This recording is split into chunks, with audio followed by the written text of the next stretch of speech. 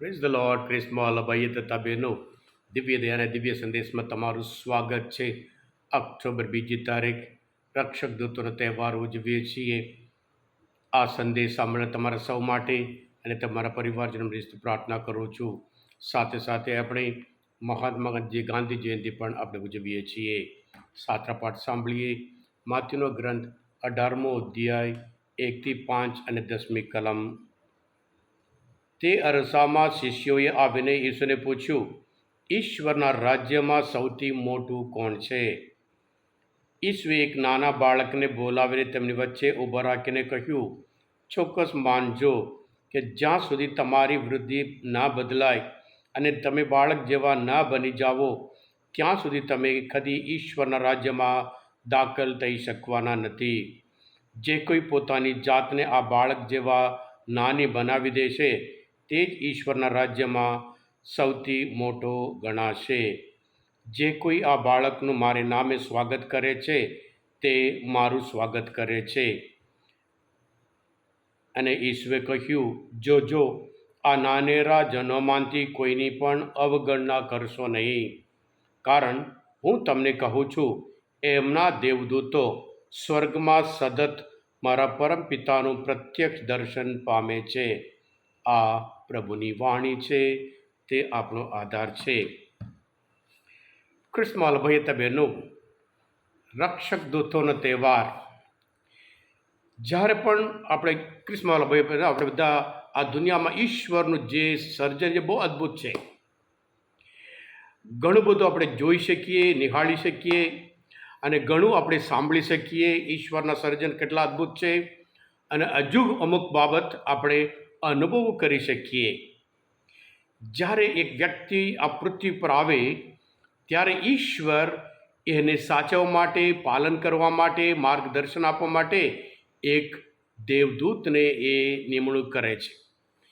એ સદા આપણી સાથે રહે છે. આપણા સંઘર્ષમાં ઈશ્વર કોઈ દિવસ આપણને એકલા છોડતા નથી. મહાપ્રસ્થાનના ગ્રંથમાં 23મો અધ્યાયમાં 20મી કલમમાં પ્રભુ પોતે કહે છે, હવે હું તમારી આગળ એક દૂત મોકલું છું. તે રસ્તામાં તમારું રક્ષણ કરશે અને તમારે માટે જે જગ્યા તૈયાર કરી છે ત્યાં તમને લઈ જશે.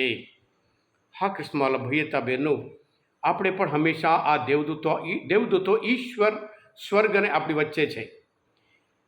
એ સદા આપણી સાથે રહે છે અને ઈશ્વરને જે સારું લાગે છે એ કરવા માટે આપણે પ્રેરણા આપે છે. અને આપણે જાણીએ છીએ જે પવિત્ર કુટુંબમાં પણ જે દેવદૂત કેવી રીતે રક્ષણ કરતા હતા.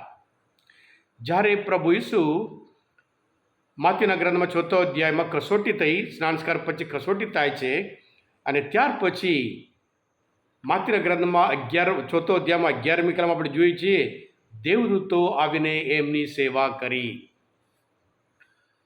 યોસેફને આપણે જાણીએ છીએ, બાળ ઈસુને તું ઉઠ અને મા અને બાળકને લઈને જા એમ કરીએ ગબ્રિએલ દૂત એમને માર્ગદર્શન આપે છે, રક્ષણ કરે છે. મરિયમને એવી જ રીતે ઈશ્વરનો જે સંદેશ હોય એને કન્વે કરે છે અને સાથે સાથે જે કંઈ કરવાનું હોય એ માતા મરિયમ માટે એ સંદેશ આપતા રહે છે. હા ક્રિસ્મસ ભાઈ બહેનો, સાથે સાથે આપણે જાણીએ છીએ ગીતશાસ્ત્રમાં 91મો અધ્યાયમાં 11મી કલમ અને 12મી કલમમાં પ્રભુ આપણને શું કહે છે? જ્યાં જ્યાં તું પગલો પાડે ત્યાં લેવા તુજ સંભાળ, તારી પાસે પ્રભુજી નીચ દૂતો મોકલનાર. શાના માટે? એ દેવદૂતો તુજને ઊંચકી લેશે, નિજના હાથે નવ અથડાએ, જેથી તારા ચરણો પથ્થર સાથે. એટલે તારો પગ પથ્થર સાથે અથડાય નહીં, એટલા માટે દેવદૂતો આપણને ઊંચકી લે છે એમ કરીને ગીતશાસ્ત્રમાં આપણે જોઈએ છીએ. હા ક્રિસ્મસ ભાઈ બહેનો, આપણે બધા આ દેવદૂત આપણને જે પ્રેરણા આપે એ પ્રમાણે જીવીએ અને સાથે સાથે આજના શુભ સંદેશમાં કેવી રીતે બાળકોને, આજે બાળકો નબળા છે, દરેક રીતે દુનિયામાં જાત જાતના હુમલો, એ ઘરમાં હોય, સમાજમાં હોય, મીડિયા દ્વારા હોય, જાત જાતના હુમલો દેવદૂતો એમને રક્ષણ કરે છે. શેતાન એમનું જીવન બરબાદ કરવા, એમનું શારીરિક હોય માનસિક ગ્રોથ બરબાદ કરવા અલગ અલગ અલગ રીતે શેતાન પ્રયત્ન કરતો હોય. બાઇબલ કહે છે આવા બાળકોને ઈશ્વરના દેવદૂત હંમેશા રક્ષણ કરતા રહે છે.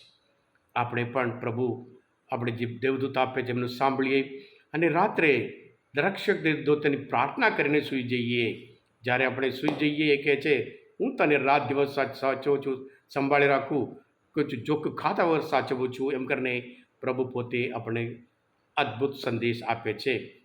હા કૃષ્ણવાલા ભાઈ હતા બહેનો, આજના આ મનન ચિંતન, આ બાઇબલ સ્ટડી પ્રભુશ્રી ઓળખવા માટે, તહેવાર સમજવા માટે મદદરૂપ થયા હોય. તમે પોતે દિવ્ય દયાના દિવ્ય સંદેશ સબસ્ક્રાઈબ કરજો અને બીજા માટે પણ ફોરવર્ડ કરજો, કારણ તમે બધા આશીર્વાદિત છો, અભિષિક્ત છો. પ્રભુ ઈસુ હું તમારામાં વિશ્વાસ રાખું છું. બોલો દિવ્ય દયાનો જય. God bless you all.